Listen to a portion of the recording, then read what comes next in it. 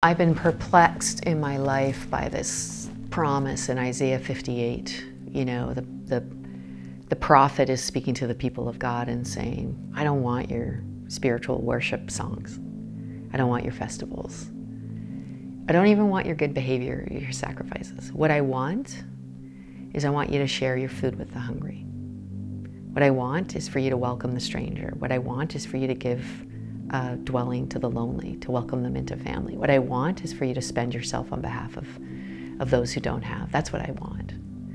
And Isaiah 58 says, when you do that, then the Son of Righteousness will rise with healing in its wings. Then your prayers will be answered. And I always think we always have it backwards. We always think, if I get my relationship with God right, if I get my attendance at church, or I get into my Bible properly, or if I get these things done, then I'll serve the poor, then I'll spend myself on behalf of the hungry, and actually, the promise is in reverse.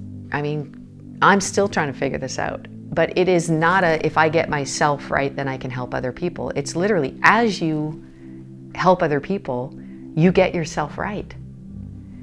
And it's such an opposite, like I've spent years as a Christian leader with other Christian leaders going, like, even in church culture, what we do is we say, as soon as we get our church right, then we'll help the poor. And I'm always like, guys, the scripture is pretty clear. It's that as you help the poor, your church gets right. That it's not a sequential order, yourself first. Now, yourself matters. You do have to get right. You do have to, but actually in my experience, it's as I connect with people who are in more need than I am, that I actually end up with revelation and insight, and God by His, Spirit begins to minister to me and show me places in my life that are broken. So it's as I spend myself on behalf of others that the healing really does come into my life. And it's so hard because it's such a mystery, and it's so opposite of what we think. So we've bought this, self-actualization as the tip of the Maslow hierarchy, right? So we're all like, we get our basic stuff, and then we get more, and then we get stability, and then we get all these things, and then we get self-actualization. If only we could be self-actualized, we would get there. The problem is everyone who ever gets to self-actualization is not there, and they know it. It's empty.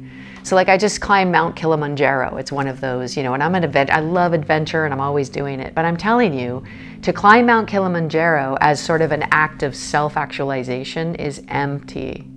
It's just a sunset. It's just a sunrise. It's just a mountain.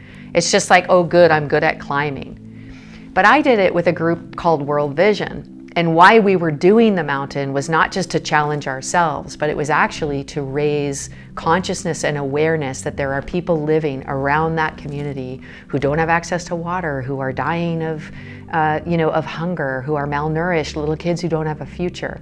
And we were saying, what if there's a way, what if there's something, not just at the top of a mountain and a really hard climb, what if there's something beyond self-actualization?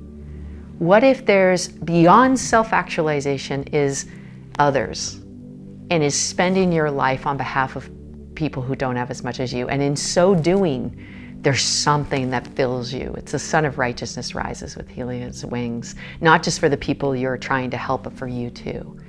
And that's what I wish I could help people understand, is that all of these pursuits, no matter how amazing they are, if they're forced self-actualization, they will leave you as empty as when you began.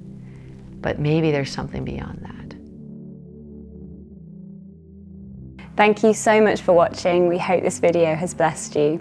Our crowdfunded studio relies on the generosity of our viewers. So if you would like to help us capture more conversations like the one you've just seen, you can find all of the information on how to give in our bio.